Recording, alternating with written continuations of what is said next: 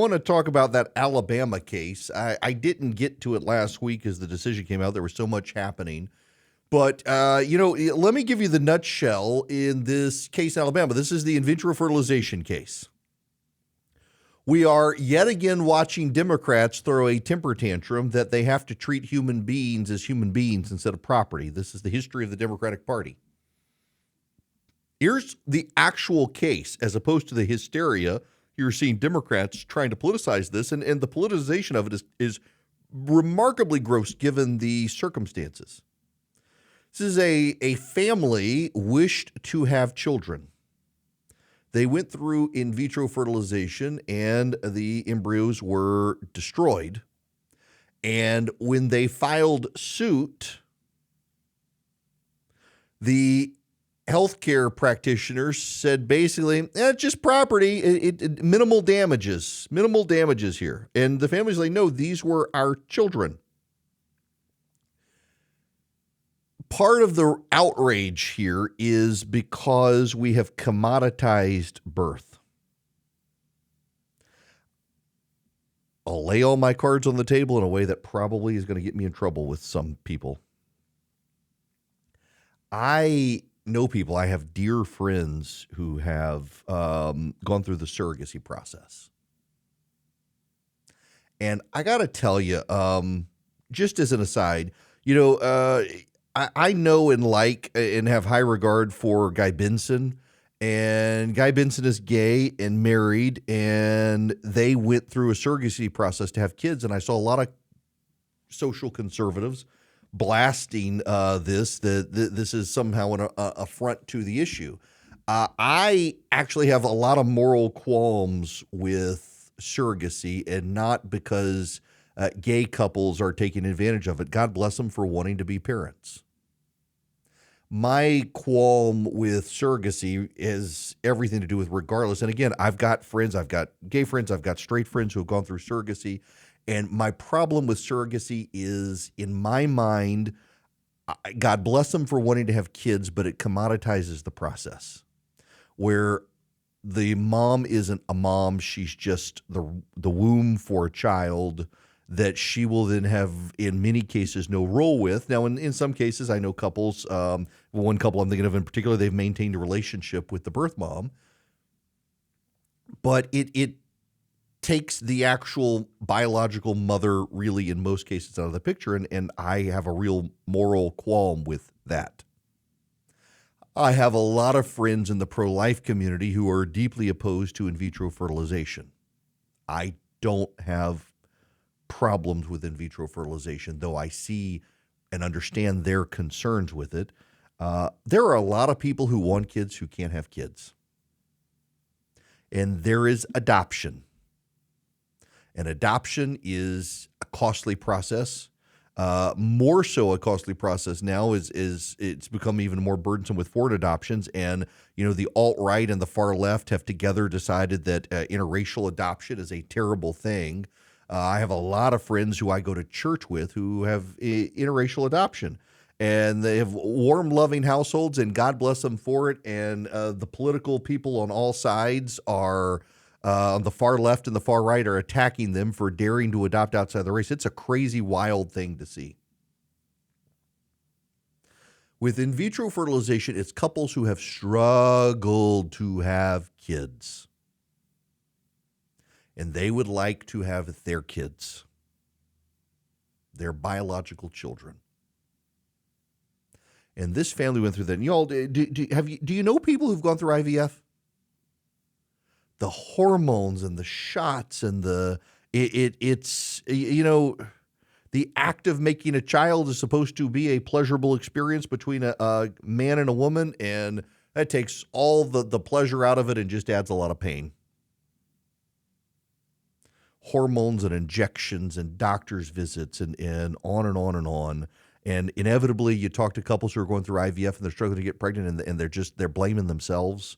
What did I do to cause us not to have a kid? And then they do. And now take this couple. They go through the process. They wish to have biological children.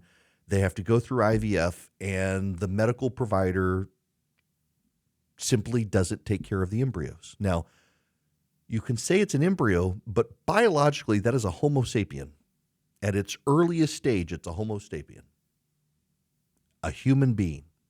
It may not look like a human being. You may have to have a microscope to really see it, but that's the beginning stage of a life. And life, when the embryo, when the ova and the sperm connect, life begins. Have you seen the videos of the Flash? Life begins. The cells begin to multiply. And that is a biologically distinct human being at its earliest stage. And the parents, in this particular case, they just wanted their child treated like their child, not some discardable property, which is how the healthcare provider treated them, and they sued. And the judge said this was their child and should have been treated respectfully as a human being, not as property. I don't know how you can be mad at that result of the judge telling this healthcare provider, you disrespectfully handled this human life that these parents worked and wanted so hard to have be their child. And yet the politics of it, the left sees this as, oh, look at this, Republicans going to war now against in vitro fertilization. First we can have abortions and now you can have IVF.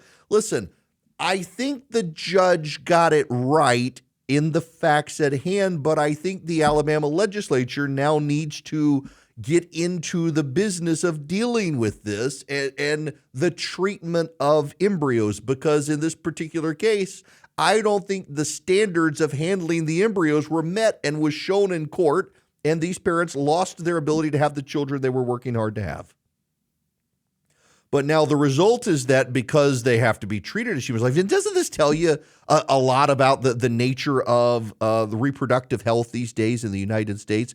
That hospitals say, whoa, we're not going to do IVF anymore if we got to treat these people as people. And it is actually a human life. It's just, you know, I will say again that the abortion movement in America uses the same arguments as the slave owners of the 19th century in the South. Because it doesn't look like us, it's not a human being, it's property. That's what the Southern slave owners said of people from Africa. They don't look like us, so they're not really humans. Oh, does that make you feel uncomfortable? You know it's true. You know it's true. The arguments of the abortion movement have always been the arguments of the slave owners of the South. It can't survive without us. We know what's best for it. It's our property. We can do with it as we will. It's for the best. In this situation, this hospital recklessly handled the embryos. This family lost out, and the judge says, no, these were their children. You gotta compensate them for that, not just say, oh, well, it was no big deal. It was a very big deal to these people. The judge got it right. As for the policy outcomes from it and the reaction, yes, something else will happen. Republicans are not hostile to in vitro fertilization generally. But the Democrats want to scare people into thinking it is. The Democrats are using these people's now loss of the opportunity to have children sickly to advance a policy agenda for killing kids.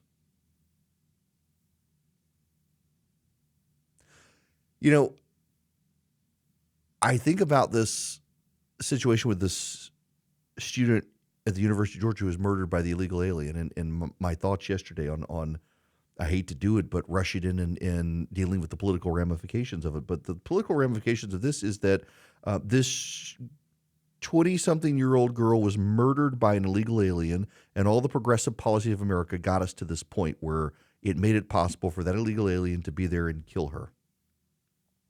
In this situation in Alabama, it's the family wanted these embryos to be treated as their children, and the hospital just without much care and with a lot of recklessness. And that's just it's those aren't humans. That's just property.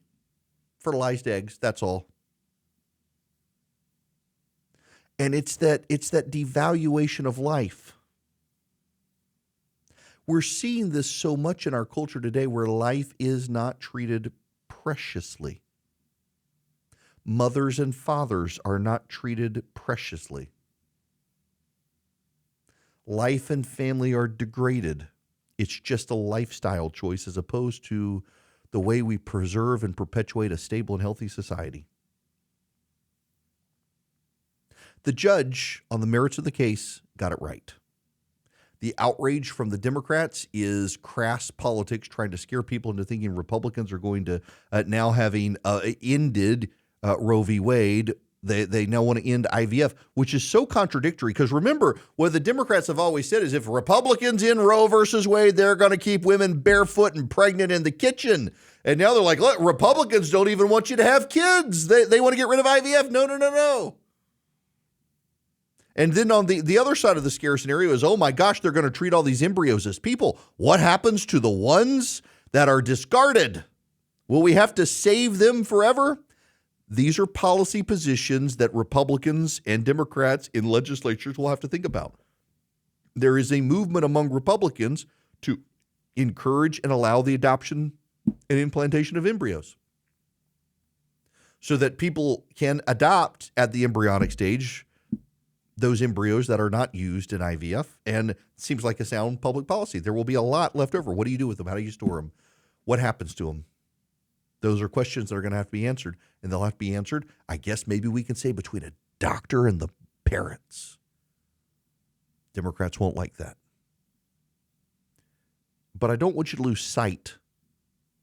With all the political ramifications of the story, with all the craziness of the story, the Alabama legislature is going to act. They've said they support IVF. They want to be able to incentivize doctors being protected if something happens from being sued. They don't want to shut down the IVF process. But I want you not to be distracted from the fact that what this case was about is parents who wanted IVF, who went through the process, and the medical provider destroyed the embryos and said, well, it's not really people, it's just property. The parents said, these were our children. And the judge, I think, rightly sided with the parents. And you shouldn't forget the fact pattern that led to the case and all the hysteria. Will Republicans act? Yes, Republicans support IVF. I know many Republicans who've gone through IVF. They're not going to get rid of it.